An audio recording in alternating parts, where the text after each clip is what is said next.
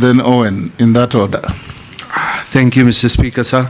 To the nominee, Honorable Joho,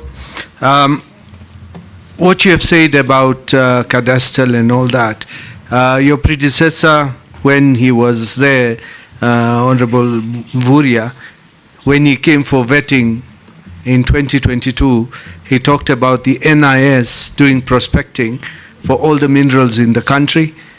And there are minerals in Meru County, by the way, in Beo. But unfortunately, even by the time he left, he never visited Meru.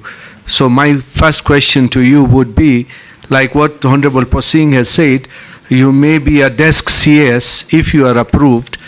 What will happen, I hope, because you know Meru is cold and Mombasa is hot, and you're used to the hot weather, you may feel very cold in Meru. And the same thing, on the same, there has been exploration of copper and gold in Meru.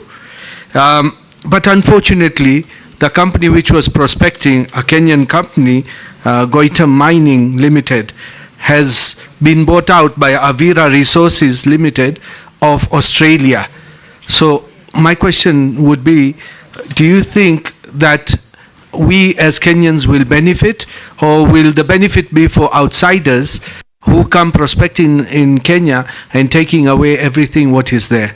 The second question, because that was one question, Mr. Speaker, there is a question from one of our viewers, and he says, the Auditor General, that is now for the time you were as a governor in Mombasa, that there is an Auditor General report about garbage, a 1 billion shilling garbage tender, which was given to some of your relatives in Mombasa.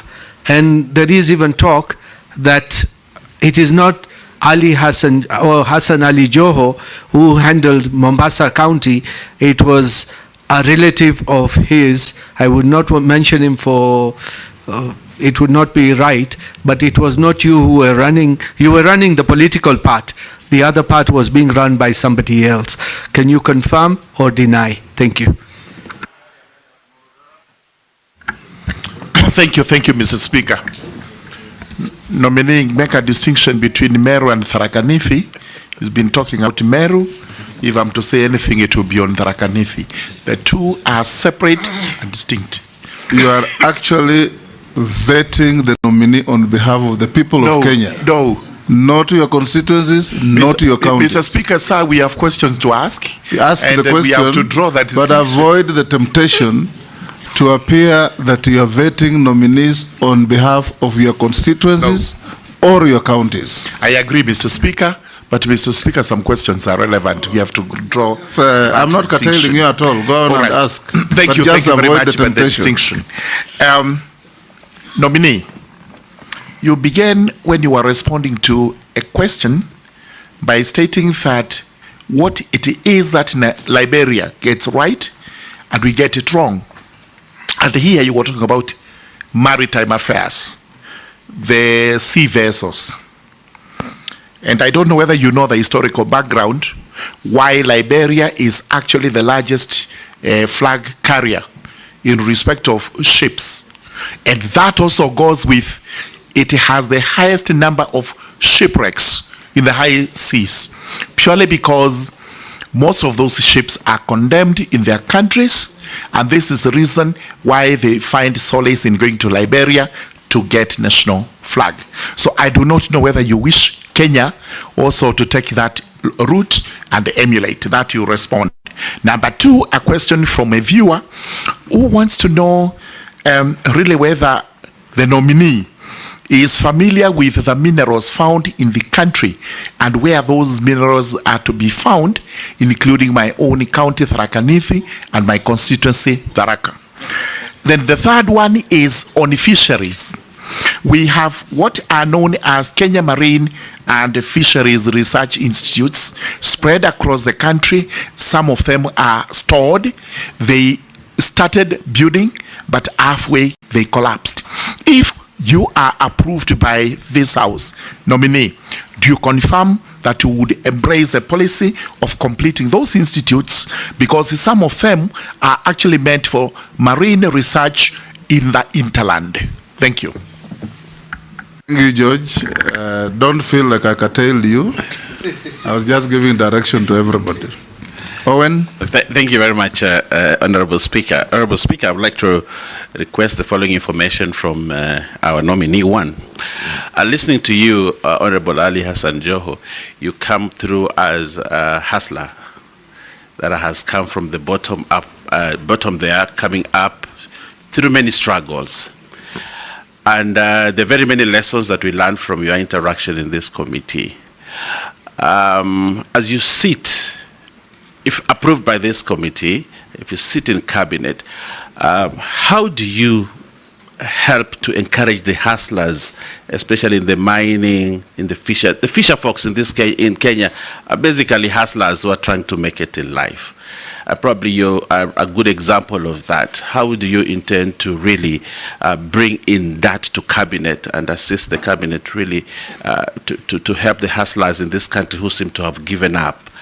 Secondly, how do you use your experience in business? I can see you have good credentials in business and you've come up as a businessman. How do you intend to bring in those credentials in your business field and your experience also as governor who chaired a cabinet at the county level to assist the cabinet to really meet the aspirations of the young people who are actually hustlers, who seem to be giving up, the Gen Zs who seem to be giving up in life? How do you intend to bring that experience to help Kenyans? My second question is that specifically to the marine area, there is a marine spatial plan that has been in the works for many years. It has never succeeded, it has never taken off. Many people in the marine industry are waiting for that spatial plan. How soon can this country realize a spatial plan in the marine area? I thank you, Honorable Speaker. You can take those, nominee. Yes, Mr. Speaker. Let me begin first of all by the spatial plan issue. And I believe strongly in planning from an informed position and real-time data management and collection. Basically, if even land use is critical, that is properly planned. So this, for me, is urgent, and I'm going, if approved, to ask that it be expeditiously done, because it is important. Honorable Owen, sorry, I'm starting with you, Owen. My experience as a businessman and as a public officer, and I am glad that I've served in different spectra. I was once an assistant minister, got a lot of guidance at that time from the Honorable Speaker. It was my mentor, actually, in Parliament. I participated strongly in matters of legislation. I remember the NTSA formation was done under my watch at the 10th Parliament, Mr. Speaker. And the acumen stature of business I got is for literally experience. And Mr. Speaker, I've run quite fairly big business, and I bring that on board to be able to capture the ideology of a business sector, combine it with public sector, so that we can be able to deliver on behalf of the country. Mr. Speaker, I want to assure Honorable Owen, those wavuvis or fisher folks or artisan fishermen, they need help. They need help to be organized. They need, for example, we must find means, whether by way of partnership or government funding or private sector. And this, for me, is an area of interest because I am aware of the Go Blue conversation. Many young Kenyans have been sponsored, but we need really now to start sponsoring them for deep sea fishing. Because even if they use what they have today, they can achieve that much. But if we get them to go deep sea fishing, then now for me, that will be the game changer. And that is what I will I will undertake to do if this committee approves me. Mr. Speaker, on matters of stalled projects, government should not have any stalled project. You must plan well. Mheshimiwa Murugara. Government should not have stalled projects. We must develop plans that do work. So that when you start something, you must finish. And like Owen asked, I gained that experience from private sector practice. Value for money and timely delivery is critical. So expect that we'll have a conversation. First of all, I'm not in a position today to say I know all the stalled projects, but we will have a conversation and develop a clear plan to be able to complete the stalled projects. We don't want a situation where we embark on new projects and we leave the old one stalled. My brother Dawood, you talked about NIS prospecting report. I'm not in a position right now to comment about it. But I have an issue on communication that must improve. And I would urge even my colleagues in other ministries that ministries must help the president to communicate to Kenyans. If we had a clear communication plan, you probably wouldn't need this opportunity to ask, what do we have in the country? So I will go to the ministry if approved, learn what they have, and I promise I will communicate to the Kenyan public of what they have. Mr.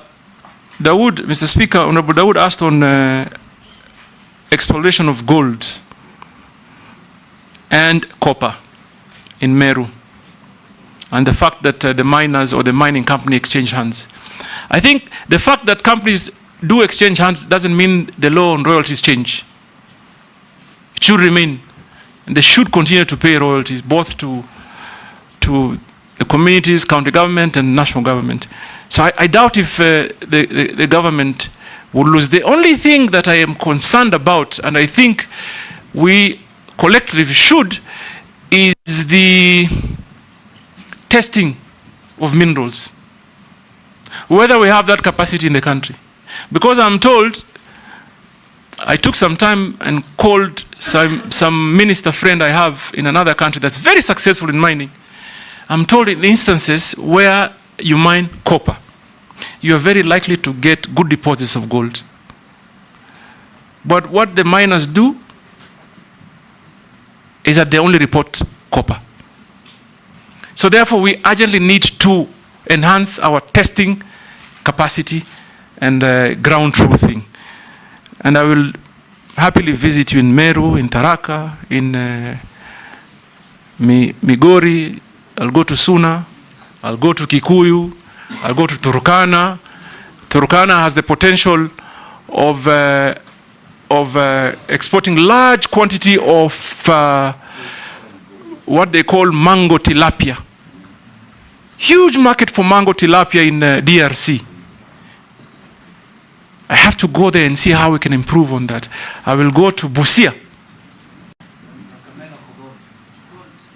for gold and value addition. I'll go to Kakamega and the larger Western.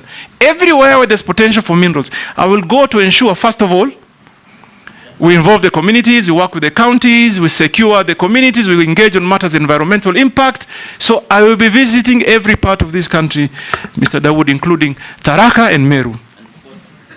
And Pokot. And Kosin is a fairly blessed man. I hope he'll host everywhere. And everywhere. Yes. But I want Kosin to undertake that he'll host me when I go there. So prepare some sumptuous cuisine. On the 1 billion tender, I saw it. Mr. Speaker, let me confirm. This is a matter that was audited, dealt with, investigated by the anti-corruption and the DC and everybody, and it was concluded. First and foremost, it has never been 1 billion. The contract, yes, it was a tender advertised. Someone won the bid, not from my family. My family is in the logistics business. They are extremely busy. In fact, Sometimes I even I struggle to encourage them to help me with social programs and our foundation. They are too busy. They have no time to do government business. And by the way, Mr. Speaker, just to put to the record, my family does not do business with any government entity. We are in logistic business in Tanzania, in Uganda, in South Sudan, in Dubai, and here in Kenya. So please be assured, my family is not in any way involved in that tender. And the actual amount that was being investigated, Mr. Speaker, was just about 200 million, paid to the company that won the bid over a period of 3 years. The way it is portrayed is like I went to the county coffers with a check of 1 billion and gave to my cousin. That is not the case. It was a tender, advertised, someone applied. It's only that I cannot mention the name of the guy who won the tender. But even him, he did bid in that tender for just helping us to achieve certain environmental standards. He was already a big billionaire. So he's such a setup, just where, and he outbid everybody. So in the period of 3 years, Mr. Dawood paid 290 million. And it was investigated and concluded. We also received some memorandum on that. You've answered all the three. Now let's go to Robert Mbui. Mr. Speaker, I haven't answered the issue on Liberia. Okay. And it is very important. Okay. And I want to inform Honorable Murugara that yes, there may be historical issues. But you know what? You call them abandoned or condemned vessels. I want to enlighten you. I'm actually going to encourage those condemned vessels to come to Kenya for one purpose: distraction. It's a big business opportunity. Honorable Murugara, I don't know whether you are aware. The maritime standards set on the time period a vessel should be sailing is very strict. Where do I see the opportunity? I have seen India is big, Singapore is big on vessel destruction. So I would also encourage private sector here. Let those condemned vessels come, we demolish them and help our steel industry. It will be a game changer for our steel industry. One, first of all, the owner of the vessels pays to bring the vessel, and they pay for destruction, and we remain with the steel. So it is what we do with it. For me, so Mr. Murugara, I see there a great opportunity that we must engage in. Sumra atafurahi sana. Robert, then Stephen, then Didoras, in that order. Yeah, thank you, Mr. Speaker. I have just a quick comment and then one question. To the nominee, you know, Africa is rich in mineral resources and other raw materials, yet we remain poor in the world of community of nations. And from my research, and Kenya is also very rich in minerals. And like you've said, you know, it contributes very small percentage of our GDP. But despite that, nominee, there are also a lot of billionaires, not very many, but a number of billionaires in Kenya out of this issue of minerals. So maybe you need to help Kenya to be able to achieve its objectives in this industry. But then I have a question, and it's not mine, it's a submission, and that will help us test your integrity. And I've heard you say you want to clear the air on matters out there in public domain. This is a submission that was given to this committee in an affidavit, but did not conform to Section 6/9 of the Public Appointments Parliamentary Approval Act. But we have agreed that it's important that we field these questions for you to clear the air. Now, this is a gentleman who says that as governor of Mombasa County, your administration awarded a tender to construct a county stadium at a cost of taxpayers' money to the tune of 1.8 billion.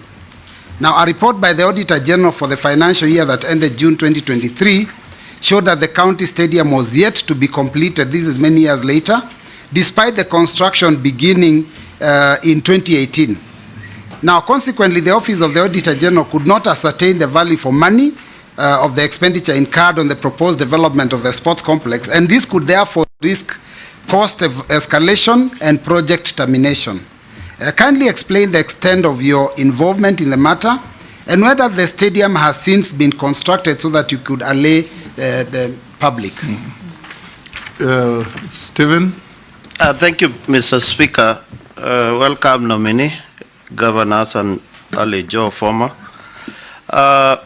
Blue economy is 1.5 trillion US dollars globally, whereby it creates more than 30 million jobs.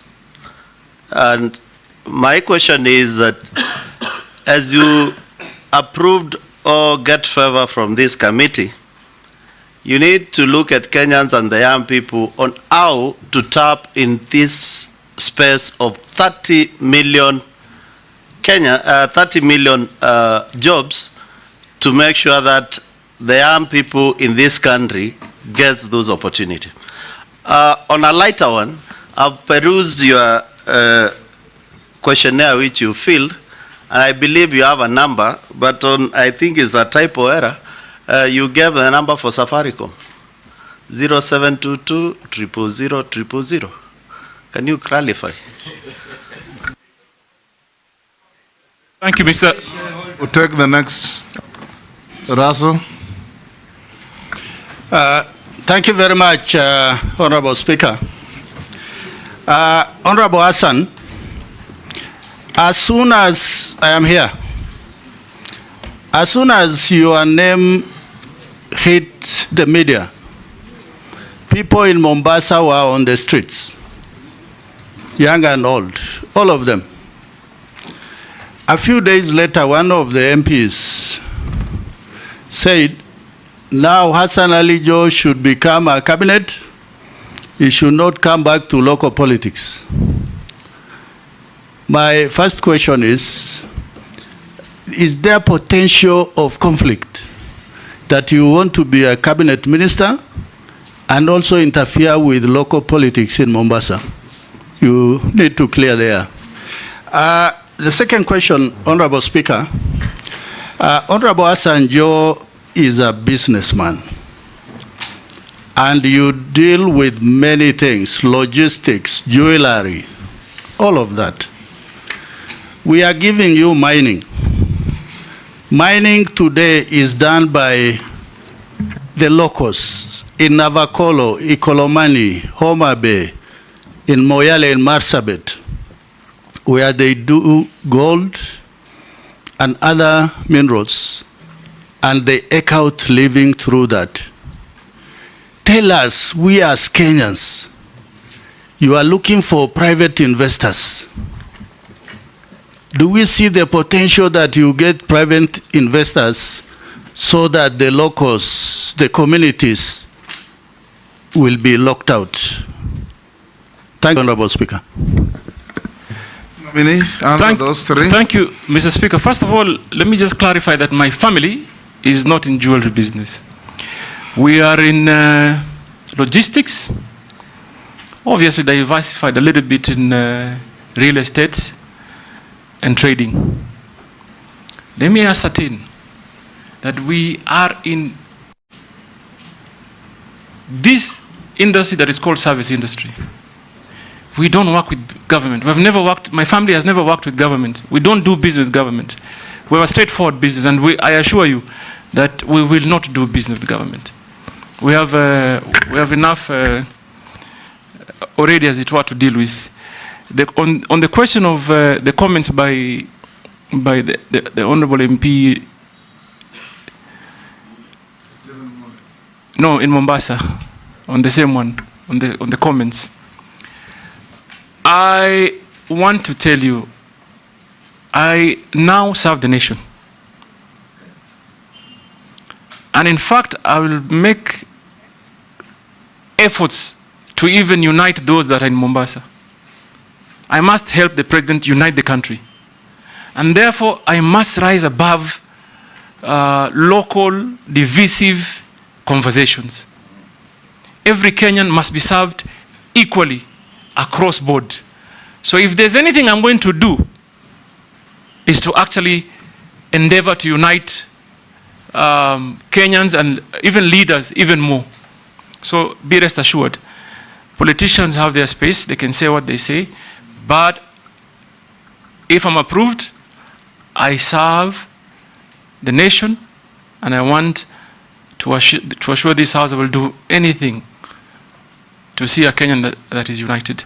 Mr. Speaker, on my telephone number, let's begin there. I wonder the kind of calls that I'm going to get today. But you missed out on a digit, so I'll tell you later. Because I can be salimiwad.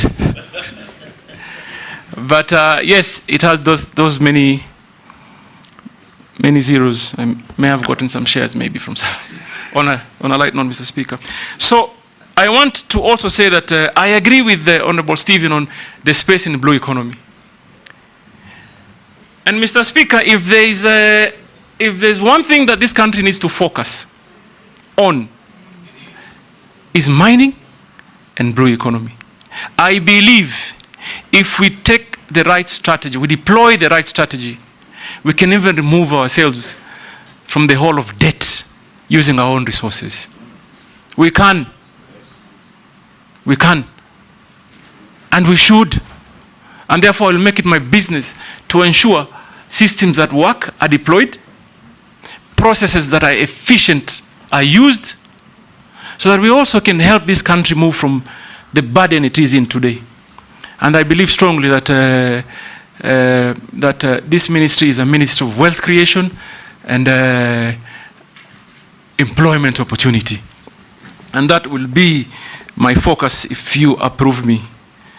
Mr. Speaker, someone touched, Honorable Roberts, you touched on Mombasa Stadium and the GDP contribution. By the way, from what I read, when I was doing my research, I saw that Kenya was reporting 1% contribution to the GDP. But that included Base Titanium, which was actually the largest mining company in Kenya, which closed shop and left. So even if you remove now what Base Titanium used to contribute, we could be even lower to maybe 0.5%. And there we quickly need to start moving so that we embark on getting real investment and in real time. Finally, Mr. Speaker, is the stadium. I saw that affidavit. Now let me tell you what Mombasa was planning to do at that time. The idea of building a stadium was conceptualized around 2019 towards the end. We wanted to build a world-class stadium. Designed, put it up for tender. The tender was won by a Turkish company in partnership with a local company. So the stadium that we had wanted to build in Mombasa was a modern stadium that is built mostly by steel. And that is why physically you may not see the work done when you go to the ground. But I want to assure this House, and this has been a matter of investigation. It has been investigated by the Public Works. Even that Auditor General report, when it went to the Senate, it was cleared. It was not investigated by the Ministry of Sports, that all the earthworks have been completed. So what was remaining is to bring the steel bit of the stadium and just install, which I was made aware that 70% thereabout of it had been completed in Turkey. And it was just not a basic stadium. In there was multi-purpose hall, amphitheater, Olympic-sized swimming pool, and the rest of the facilities. Now, where we faced the challenge, 2019, we award a contract. 2020, hit hard by COVID. And obviously, as a leader, like many of you did, is to first of all find means and ways to cushion your people. Mombasa, at that time, announces 50% waivers on all levies because of COVID. So a sudden drop, significant drop of our local revenue. Then Subsequently, the Revenue Allocation Commission re-engages on a new formula that made Mombasa lose 2 billion shillings. 2 billion shillings. We moved from an allocation of 8 billion to 6 billion. So that completely ruined every single plan we had to complete even that. I even remember I placed a call at that time to the president and informed him that we have awarded a contract that is 1.7 billion. COVID has forced us to waive levies to cushion Kenyans. Our allocation is lost by 2 billion. How are we going to pay for this stadium? And I invited at that time the national government, please come on board and help us to complete this. Because it's already, as I speak today, I'm aware it's already completely done in Turkey. If we have resources, we pay and they install. If they come within 2 months, you have a stadium up and running because all the earthworks are completely done. So I assure you, first of all, it's not 1 billion that has been paid. What has been paid for earthworks and part of the steel, and also 30% of the steel is already in Mombasa. If you visited the stadium today, you will see they've already put up one side of the stadium as a sample. So, first of all, amount spent, no, not 1 billion, just about 400 million. Earthworks are done, 30% of the steel is in Mombasa, 70 is in Turkey, and I hope, and I want to encourage even my current governor to engage. I know he's doing it. He's talking to national government because they're still struggling with the resources. So that allegation, be rest assured, tender was done above board, money, value for money for certain, investigation completed, no issues at all was raised by the relevant institutions. So, what was the question, Mr. Speaker? The question was, by bringing in mega international investors, are you going to disenfranchise the local artisan miners? No, this is what I think should happen. Obviously, for us to make meaning of what we exploit, we must encourage international investors. But I also appreciate that if Kenyan people or companies do invest, they have a greater advantage because all the dollars that are paid now will land where? Here. And for me, there's two fronts. One, artisanal miners can be organized. And by the way, we should even look at the law if we can encourage that if you are licensing a big company, for example, to mine copper, say in Busia County, we can, in the same spirit, organize local people. If we're allocating 10 acres, why can't we hire, for example, 2 acres, train local artisanal miners, equip them to make sure they are safe, because safety is a great issue, so that they can also participate in the building of the nation. And that really is a matter we are going to engage in collectively so that we cushion people, so that exploitation does not negatively impact the people of Kenya.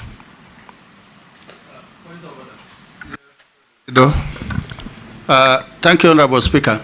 Honorable Hassan, what I am saying is by dint of having international conglomerates to do mineral prospecting or excavating mineral, there are those communities, those individuals who are doing the mining, and they can easily be removed by virtue of not having the license, by virtue of environmental impact assessment, safety, excuses that actually locks the locals out. The reassurance I want is locals should not be locked out. Thank you, Honorable Speaker. Mr. Speaker, first of all, I believe in the principle that primarily first beneficiary should be at the center where the local is. And we will do everything possible to cushion that local. And I said it earlier, and I want to repeat it again.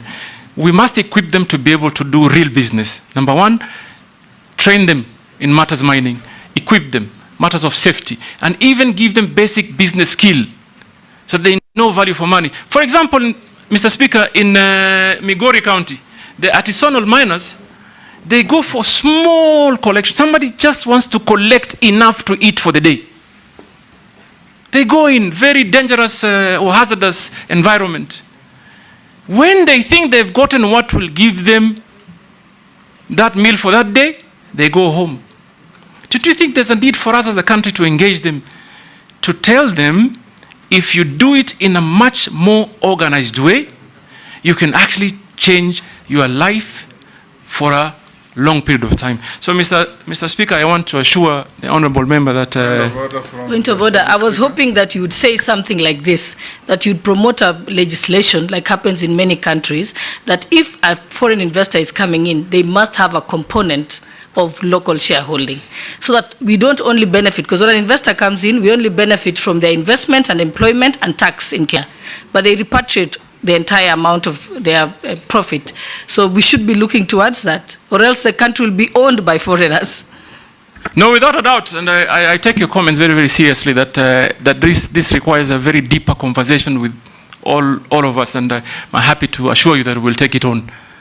Like other countries, like you've rightly said, other countries do. Even though we are a liberal economy, we'll find ways to ensure we cushion the Kenyan population. We have a law on local content, and if you apply and improve it,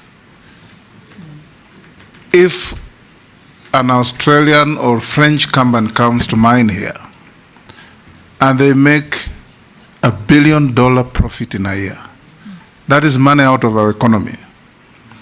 If 40% of that money goes to local shareholding, that is money into our economy.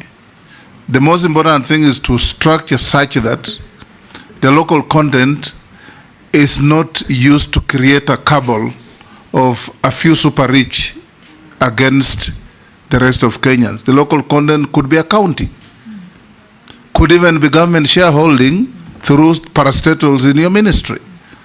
The government also has a duty and a right to incorporate companies on behalf of the public and have them be shareholders in those mining activities.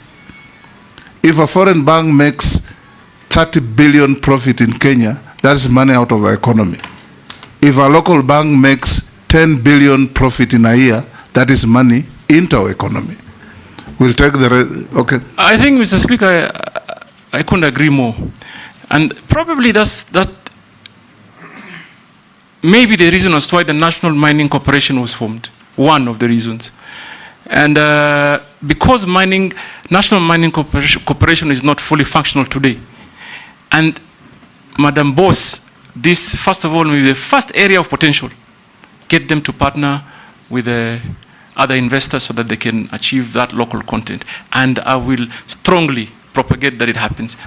Thank you. In fact, before I call Sharia, at independence, nominee, the government had ICDC that was a shareholder for the government and the people of Kenya virtually in each and every international investment that came in, be it Coca-Cola, whichever you name it, and they were holding this on behalf of the people of Kenya and generating wealth for the people of Kenya.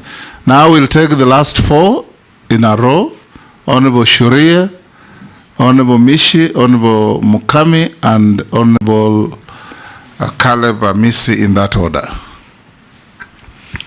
Thank you, Mr. Speaker. Mheshimiwa Joho, there are numerous abandoned mines and quarries across the country that are a danger to the people. What measures will you implement to ensure the safety and rehabilitation of these sites? I thank you, Honorable Speaker. Shimbogo. Thank you, Honorable Speaker. Honorable Speaker, just to know that the nominee today used to be my governor for 2 terms in Mombasa County, but today I'm here as a member of the Committee of Appointments, and I'm being governed by the rules and procedure of vetting. My first question to the nominee, although the nominee has talked about training, but I want to pick one particular component on training on the Seafarer or regarding maritime studies. This is what is abbreviated as STCW, meaning Standard of Training and Certification of Watchkeeping. Most of our seafarers, they are educated, they have the qualification, but they don't have the certificate for STCW. And that is why most of them, when they want to acquire jobs to the vessels, it becomes an impediment. I know the ministry has reduced the payment for such training, and now it's at around 15,000 Kenya shillings. But still, most of our formative groups, and those who are vulnerable, those from the minority, the marginalized, the youth and the women, they still can't afford to pay that money for that training. And yet His Excellency has really been talking about working on ensuring that we create employment, because unemployment is a threat now to this country. I'm asking the nominee, what will be your immediate and short-term intervention to ensure that at least we cushion these affirmative or rather vulnerable groups, that they can acquire this certificate or STCW so that they can be employed in the vessels, the fish vessels, tourist vessel, so that they can earn some employment and assist their families. My second question, Honorable Chair, I'm going to do it in a Kiswahili language. Mheshimiwa nominee wetu wa leo, mara nyingi au mara kadhaa katika taifa letu la Kenya ama serikali yetu ya Kenya kumekuwa na miradi ambayo inahusu kuchimbwa zaidi kwa bahari. Ile Kiingereza tunaita dredging. Kwa mfano kama mradi wa Lapset, kulifanyika mambo ya dredging, hivyo basi kuathiri wavuvi wetu katika sehemu ile. Katika sehemu ya Dongo Kundu Special Economic Zone, ambapo kutajengwa port itakayoitwa Dongo Kundu Port. Pia kuna mambo ya dredging ambayo yamefanyika ama uchimbwaji zaidi wa bahari. Katika harakati hizi tunapata wavuvi wetu wanaathirika, haswa kwanza ikiwa uvuvi ndio kitega uchumi chao cha kuhakimu katika maisha yao. Na ile fidia ambayo wanapewa huwa ni fidia duni, na wengi pia hiyo fidia pia hawaipati. Na hata sasa kuna kesi ambazo zinaendelea za wavuvi kulilia serikali juu ya fidia kama hizi. Je, iwapo utabahatika kuweza kukubalika kufanya kazi katika wizara hii, utaweza kuweka mikakati gani ama utaweka mbinu gani muafaka kuhakikisha kama taifa tutaangalia wavuvi hawa wetu ambao wengi wao wanatoka katika familia ambazo ni maskini ama katika maeneo ambayo ni maskini. Mwisho kabisa ni sheria za kuwasaidia hawa wavuvi katika wakati wanavua. Ni katika swala hilo mheshimiwa. Unajua mimi natoka sehemu ambazo kuna bahari. So nakuomba msamaha mheshimiwa, nimalize hili la mwisho. Wakati mwingi wavuvi wetu wanapovua wanashikwa. Kwa mfano kama wale wa sehemu ya Kwale, sehemu za Lungalunga na Shimoni, wanaambiwa ya kwamba mumepita bahari zaidi, mumefika Tanzania. Wale wa Migingo wanaambiwa sasa nyinyi mumepita Uganda. Yani kunakuwa na zile sintofahamu, na sijui kama kuna mikakati ya kuwa kuna masomo ambayo wanaweza kufunzwa kuelewa hii mipaka, ama kwa Kiingereza territorial boundaries ziko vipi, ndio ya kwamba wasiwe kila mara. Manake mimi kama mjumbe mara kwa mara napigiwa simu, mheshimiwa tumeshikwa, tulikuwa tunavua, tulikuwa sehemu za gasi, sasa tumeambiwa tumeingia Tanzania, tumeshikwa tuko huku Tanzania. Swala hili naomba mheshimiwa nominee aweze tueleza njia ambayo ataweza kusaidia wavuvi wetu katika swala hili zima. Asante sana mheshimiwa mwenyekiti. Mheshimiwa Mishi, kwa Kiswahili sanifu, huyu ni waziri mteule, sio waziri nominee. Mukami? Mheshimiwa Spika, nominee ndio hiyo, mteule ni nominee. Yaani umekuwa wewe ulisema utauliza swali kwa Kiswahili. Umeteuliwa. Sasa Kiswahili sanifu ni waziri mteule. Ali Spika na mfunza Mishi Kiswahili leo. Leo nafunza Kiswahili. Yes, Mukami. Thank you, Honorable Speaker. Honorable Speaker, I want to admit that I am really touched with what nominee has said. where he has come from to where he is. And I'm sure, being a Sunday, there are so many people watching, especially youth, and even the media people who are here, that God can bring you from down there to up where he is today. My question is regarding hustlers. Small-scale mining in Kenya employs more than 140 people and supports over 800,000 households. Our workforce times larger than its equivalent in large-scale mining, which employs just 9,000 people.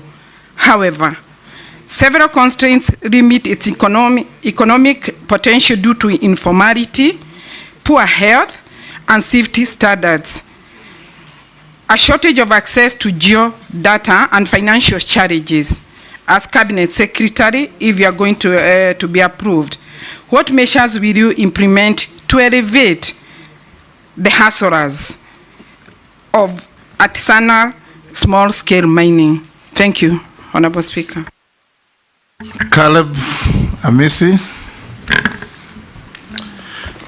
Thank you, Mr. Speaker. Mr. Speaker, just like Honorable Mishi, I also wish to state that the nominee before us is been serving as my deputy party leader, as well as my very close friend, so we've interacted a lot, but that will not conflict my role in this very important process. Honorable Speaker, I have two questions to the nominee.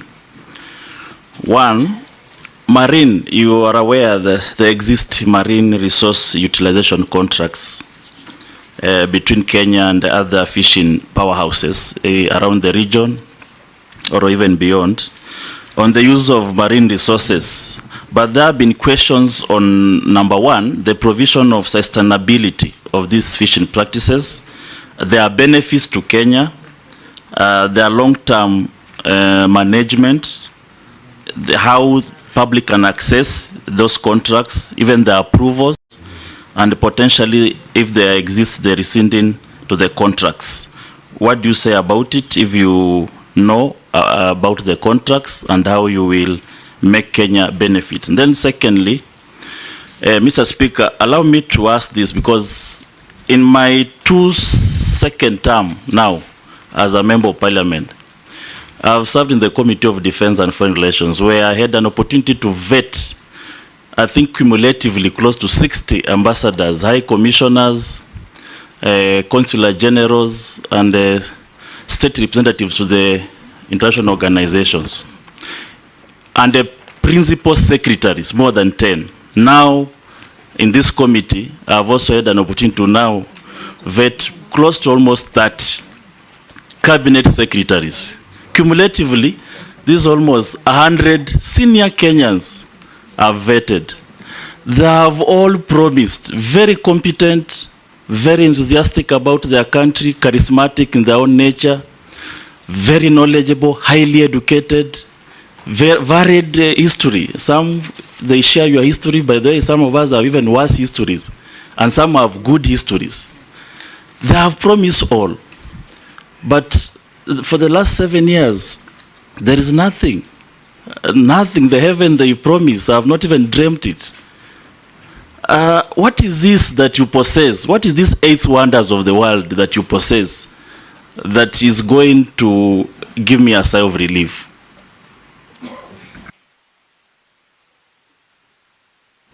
Nominee, answer those. The question from Honorable Shuri actually had been asked by Chungwa and somebody else, but answer that. So, Mr. Neglected mine piece. Yeah, Mr. Speaker, I had said earlier, this is something we're going to look into, and for the future, to prevent that from happening, we will have to find a way to create some sort of... You said you'll bond the miners. Yeah, bond the miners. But that doesn't mean we'll ignore the existing problem. We'll have to just find a solution. We will consult among ourselves and even other government entities. So, Mr. Speaker, Mishi talked about accreditation issue for our seafarers. I really don't think that should be an issue. What I can promise Honorable Mishi is that I, if approved, will embark urgently and immediately to see that we have a seamless process for our young people in Kenya who want to pursue seafaring as a job are facilitated. Government's job is to facilitate, and that we will do. I don't even think that is a policy issue. It's a matter that needs urgent action. And I know between Maritime Authority and Bandari Academy, we should be able to sort that out. So I give you my undertaking that that we will sort it out. There's really there cannot be a justification. If someone meets the threshold, they should be certified. And that's something we'll do quickly. Mr. Mheshimiwa Speaker, Misha ameuliza swali na Kiswahili. Kwanza nataka kujua, sijui kwa nini alikuwa apologetic about it. Kiswahili ni lugha ya taifa. Sasa kulijibu ndio kizungumkuti. Unaweza kujibu kwa Kiswahili? Tutapambana. Mimi ni Mswahili.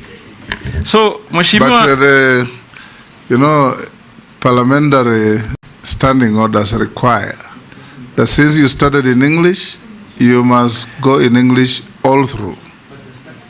But Mr. Speaker, then that will be double standard. I allowed Mishi. I'll give you also the same latitude to answer in Kiswahili. I know Honorable Mishi was playing to the gallery. No, Mishi, I'm sure on Chair, it's a valid question. The question is valid and the gallery is equally valid. That's why I'm representing them. Honorable Mheshimiwa Mishi anaongea na watu wake walikoni na wengineo ambao wanaelewa Kiswahili. So, Mheshimiwa Speaker, kwanza uchimbaji wa bahari ni lazima ufanywe kwa njia ya kueleweka na kufahamika. Lazima iwe na utafiti na mipango ya kutosha, kwamba ukichimba kwa ujenzi wa bandari lazima upime mambo ya mazingira kwa kufahamika. Huwezi kuwa utachukua tu kwa sababu unataka kuongeza uwezo wa bandari ama mabehewa makubwa kuingia, uchimbe na uumize mazingira. Hii ni mambo ambayo haiwezekani. So mimi kama mazingira huharibiwa, haiumizwi. Endelea. Waswahili waelewa hiyo Mheshimiwa. So hata mimi nimepigwa na butwa vile Kiswahili chake kiko kitamu. So Mheshimiwa Speaker, mazingira lazima yalindwe. Na sababu muhimu ya kulinda mazingira ni kwa sababu mazingira yanasaidia katika eneo la uchumi la wananchi. Na mimi nataka niseme, hata nikimaliza nilikuwa nimeandika pointi 10 ambazo nataka kuzisema, nitakwambia, ambayo naona vile tunafaa twende. Lakini haiwezekani kwamba ubora huu ushinde ubora mwingine zaidi. Lazima kuwe na balance, uwiano na usawa.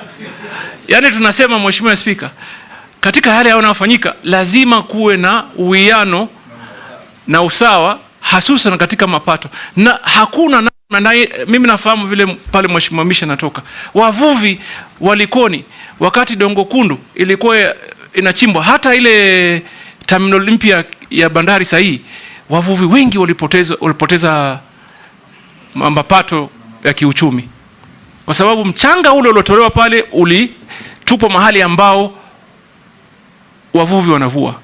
Na Mheshimiwa Speaker, sijui kama unajua njia ya uzazi wa samaki. Wasamaki wanazaa kwenye mapango kule baharini. Sasa mara tu utakuta mchanga kiwango kikubwa kimekuja ikafinika maeneo ya uzazi wa samaki. So inapunguza sana. Sasa Mheshimiwa Mishi, mimi nataka nikuhakikishie, lazima tuweke mikakati kabambe ya kueleweka na tutathmini hali halisi kabla tukubali mambo ambayo yataumiza wa Kenya kiuchumi. Na tena sio Mombasa peke yake. Lamu, ziwa la Victoria, ziwa la Turkana, Nakuru, Naivasha na kwengineo. Kwa sababu Mheshimiwa Spika, mambo haya yanachangia pakubwa katika uchumi wa nchi yetu, kiutalii, kiuchukuzi, kimaisha kwa jumla. La mwisho Mr. Speaker, Alamishi ni alisema mambo ya mipaka na akasema mambo ya Tanzania na Kenya na Kenya na Uganda migingo. Mheshimiwa, mimi naonelea hivi, nchi hii, serikali hii, kwa in the spirits of East Africanism, yani kwa ushirikiano in that spirit ile ya umoja wa East African, lazima tuzungumze mambo ya mipaka kikamilifu. Kwa sababu mimi nilikuwa mbunge katika bunge la 10, migingo imekuwa ikizungumza mpaka leo tutazungumza migingo. Mheshimiwa Speaker, nakumbuka ulivyokuwa waziri wa mambo ya nje ama kigeni, mambo ya nje, Mheshimiwa Daud anichanganya kidogo, sema kigeni, mambo ya nje, ulikuwa unapambana na mambo ya mipaka ya baharini. Na nakumbuka tulisongeza zaidi ya nautical mile 300 na almost. Tulipima na tukazongesha kutoka mile 200 mpaka 450, na hizo stakabadhi nikazipeleka kwa Umoja wa Mataifa. Sasa, New York. Sasa Mheshimiwa, mimi maoni yangu ni kwamba kama nchi ni muhimu tuzungumze kikamilifu mambo ya mipaka, migingo, Tanzania, Somalia, Uganda, na popote pale ambao panatuhusu mambo ya mipaka. Ni muhimu, na umuhimu wake uko wapi? Hiyo utalinda haki za Wakenya wa siku za usoni. Hasa ukisikia kwamba kuna madini, kuna rasilimali, conflict inaanza. So Mheshimiwa Speaker, tutaka tufanye namna hiyo. Mheshimiwa Mukami, you cannot, if you are government or in government, you cannot ignore a sector that employs 140,000 Kenyans. You cannot. That requires us to quickly develop a strategy on how we will sustain them. Those are the people that probably are looking upon us to deliver help. So what do? We need to come up with an actionable strategy on cushioning them, training them, like I said earlier, and creating market for them. So I will work closely. First of all, I will go to them. Mr. Speaker, if this House approves me, the entire first month, I will listen. I will go to every area to listen to the views, to the challenges, and also probably they have and they identify and they know the areas of potential. So I will listen. Once I listen and gather actual data and information, we will develop together with this House a clear action plan to cushion and grow the numbers, because 140, in my opinion, hasn't met the potential. It can be greater than that. Mr. Speaker, Caleb Amisi asked on marine utilization, sustainability. Number one, I don't think we've even tapped the potential. We've just probably, it's just a scratch on the earth or on the surface. The potential in the maritime utilization is great. But there may be some predicament, Mr. Speaker. And at this point, I want to tell Honorable Caleb, we would work with you at the committee level, but also work with possibly the Attorney General, because we need to develop a clear legal strategy on how we can relook for example, at the treaties and the conventions and the licenses and the agreements that this country has gotten into. I say this why. Caleb, are you aware that the Kenyan coast is an important corridor for tuna, yellowfin tuna? It is. Are you also aware that our allocation for yellowfin tuna, our quota for yellowfin tuna is 3,000 tons, yet the EU has 76,000. So there are great legal issues, but we must get into them. And therefore we may need to develop a strategy between this Honorable House, possibly the Attorney General, because there'll certainly be a lot of litigation issues. And therefore, if we do the strategy well, we should be able to address those issues and ensure that that what is for Kenya remain, what is for Kenyans remain for them. Finally, you asked me if I am going to be my friend Caleb. I'm that one that you're looking for. Let me assure you, I'm an action man. Me, I don't like sitting on the desk 24 hours. I must be on the ground. I must understand what people are saying. I must engage them. So for me, I have a plan. This country needs to push mining to contribute more into the economy. This country needs to create employment to the young people. This country needs to involve the young people in decision making and ensure they participate in every process and they feel that this government is theirs. So that cannot be achieved sitting in some office somewhere. We have to be on the ground. So I assure you, I will hit the ground running. Yes, Mary. Go ahead. Go ahead. Thank you, Chairman. Nominee, yesterday I raised a concern to the outgoing Minister for Mining, and I think it's important that I seek clarification from you, if approved, because you're going to be the person on the seat. There is mining happening at the border of Kenya and Uganda at a place called Amoni in Alupe. The mining is right at the border, and yesterday the CS confirmed that some matter they took up, they visited, and they confirmed and that they have stopped. They're engaging with the neighboring country. What are you going to do about it?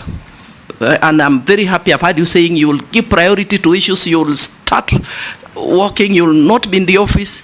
And one Kenyan has asked the same question and also has asked about Migingo, but you've already addressed the Migingo. Just tell me about the money. Thank you. Mr. Speaker. Chairman, a rejoinder on the same, just that, a rejoinder.